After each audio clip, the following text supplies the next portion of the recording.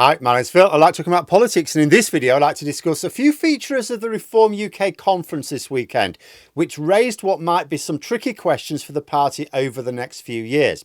Because the way I look at Reform UK is, so far they've been able to say, the same characters for years have been able to say, oh, if you do this simple thing, then this marvellous consequence will emerge. And they never really get asked, okay, so can you explain how you get from A to B while I scrutinise it? And now they're getting that scrutiny and they don't seem to like it. And they certainly don't have the answers to those questions. But first, for daily political commentary, please hit the subscribe button so you don't miss out. So, I discussed the difficulties that Reform UK may come across in terms of their association and attempted division with Tommy Robinson yesterday. And I've done it before and I'll do it again. I'm not going to repeat that here, but it is going to keep coming up.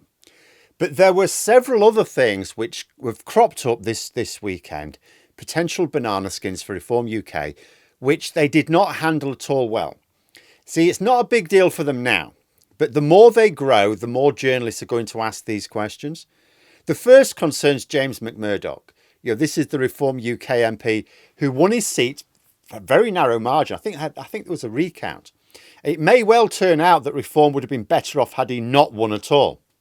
As a young man, he was given a custodial sentence for kicking the crap out of his girlfriend, repeatedly kicking her. This creates a couple of problems for Farage, which he has not shown an ability to deal with. First of all, the party's formal position on McMurdock is that he's in the past and he should be the recipient of Christian forgiveness. That's their words. Problem is, this Christian forgiveness doesn't seem to spread to like many other people. In particular, the young lady who threw a milkshake at Farage. They're saying she should have gone to prison. So Reform UK now have an official policy of saying young women throwing drinks at people should be sent to prison, but young men who kick the crap out of women should be forgiven. Second problem is that McMurdock lied. He claims he pushed his girlfriend, she got hurt, and that's what he was sentenced for, common assault. He also said he immediately handed himself into the police and admitted his fault. The court documents, which were dug up by the Times, told a different story. He repeatedly kicked his girlfriend, had to be pulled off, and was uncooperative throughout the investigation. Now, when Reform UK are trying to pretend they give a crap about the safety of young women, as they try to earn racism points from the grooming gang scandal, they're going to be asked why they're happy to be in the company of someone who committed a serious assault on a young woman. Farage and McMurdock have been asked about his lies and the offence multiple times. They have never once been able to come up with a response that didn't result in them looking very evasive and actually quite tetchy. But the question's not going to go away until there's a satisfactory answer. And the bigger Reform UK get, the more this question is going to be asked. When people wonder why Reform UK gets such easy access to the mainstream media, they assume it's because, the journalists are their friends, they want to promote them. But the main reason is just that Farage and his crew are good for interest. A lot of politicians are actually quite boring, you might have noticed. Reform UK are not. Media outlets face fierce competition these days for eyeballs and clicks, and they need the spiciest stories to survive. And sure, many are prepared to just make those stories up if they don't exist. But if they do exist, they'd rather use those because then that's real. And they will keep bringing them up. Because Reform UK, an MP of theirs was jailed for savagely beating his partner. That gets attention. So until Reform UK work out a way of killing the story, it's going to keep following them around like the crocodile after Captain Hook. Then there are Reform's policies. Now, I discussed in the stream last night how a very pro-Brexit account on Twitter, who basically supports Reform's aims, could not help but point out that they don't have a plan. Reform UK, like any party which wants to win, or at least do well in elections, obviously has to cover a range of policy areas. Now, their manifesto, which they called a contract for this election, was pretty thin. It didn't have very much in it. Because they knew that their campaign was essentially based on emotions, not policies. Not that many people were going to read it, right? But they also know that they are going to have to sharpen this up for the next election. The party chair, Zia Yusuf, a few months ago, essentially admitted that their policies had not been seriously worked out for this election, and they would stand up to scrutiny better for the next one. But Reform's policies on immigration, which is their big platform, just don't stand up to any sort of scrutiny, even from their own supporters. Their plan for asylum, dealing with the small boats issue, is essentially to gather refugees up, put them on a boat and send them back to France. But people are bound to point out that if it were possible for us to just send asylum seekers to a country without their permission, there would be nothing to stop other countries doing the same and bringing refugees here. Reform UK can appeal to a lot of people purely because they have the harshest anti-immigration rhetoric. You try and point out some of the holes in their plans to people. They just go, no, it'll all work, it'll all work. To begin with, they'll try and engage with it. They'll try, oh no, but it'll do like this. And then you'll point out to them how it doesn't work at all. And then they'll throw up a barrier. Because as far as they're concerned, they're right. They'll work it out. I might not know the answers. I'm not that clever, you see, but they've got the answers. It's all right. Nigel Farage knows what he's doing. But they've probably won already essentially most of those votes this year. To get more, they're going to have to appeal to people who want to be satisfied there is a plan. And they're not impressed with plans that have got massive holes in them. And as most people are not experts on immigration or asylum, or indeed, very much at all, the plan doesn't have to be watertight. I mean, you could tell me about some plan for the economy that to me would sound credible and to an economist would sound ridiculous, right? But it does have to be a plausible plan. It can't be too easy to poke at the holes in it. Reform UK are going to have to come up with some actual plans which you cannot blow a hole in by simply asking, well, if we could do that, what's to stop other countries doing it then? Reform are yet to come up with an answer to this question as well.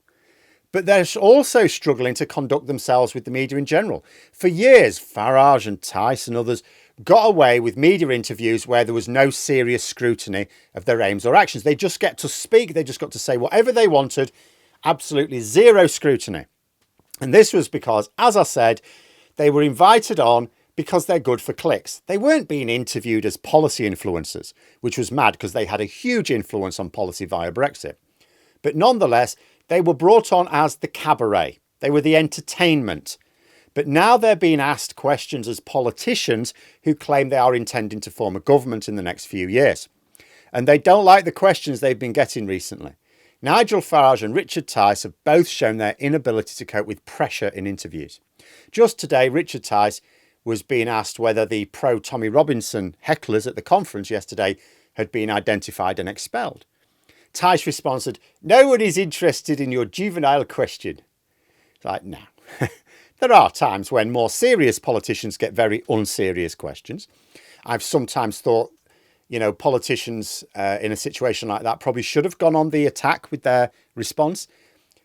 But politicians and mainstream parties, they don't respond like this. Tice accused the interviewer of being juvenile, but his own response was incredibly childish. "Not answering your question, I don't like it." That's basically it. And they do it all the time.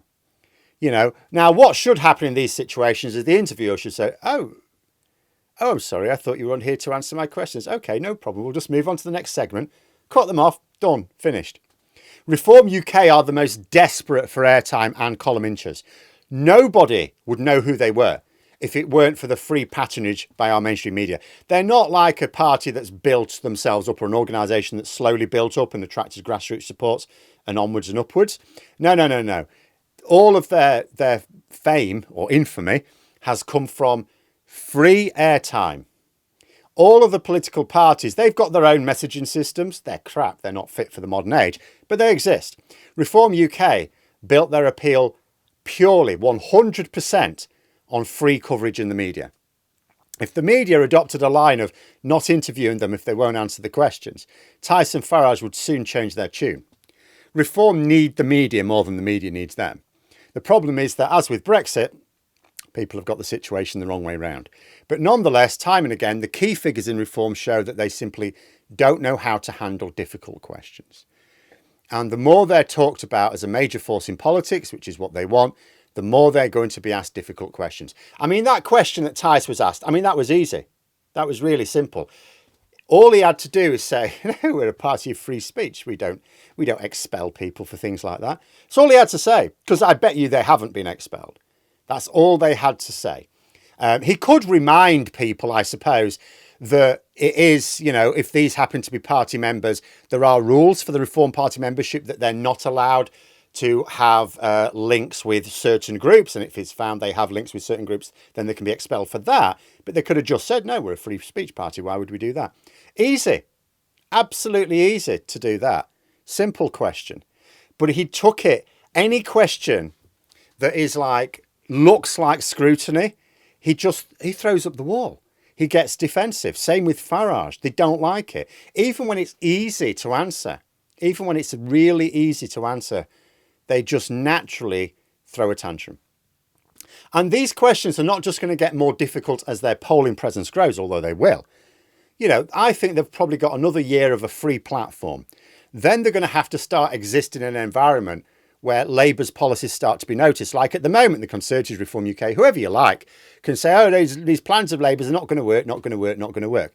Well, there's going to come a point where actually there's evidence that at least some of them are working. I mean, it's also possible that the Conservatives will have smartened their own act up, although I doubt it. Now, right now, Reform UK, for a party which doesn't have a record to attack, is looking very much on the defensive when they get asked questions. You know, they want to say they're different to Tommy Robinson's outfit, but how exactly? They have the same political views and largely the same aims. What's the difference? What's the difference between you and Tommy Robinson? Wait, see, at the moment, journalists are not asking them that. Wait until they do. What are they going to do? Oh, Robinson's a thug, you see. So is at least one of your MPs. How will you deal with the small boats? Well, we'll just ship them back to France. Okay. What's to stop France just bringing them back again? And ask them any questions that they find uncomfortable. Even if they're easy to deal with, like Tice today, they just throw a childish strop. Which is, of course, why we should keep encouraging the difficult questions. They don't like them. But there we are. Those are my thoughts. Let me know yours in the comments below. If you've enjoyed the video, please click the like button and subscribe for further content. If you'd like to support the channel further, you can click the join button for memberships. Thanks for listening. And until next time, I'll see you later.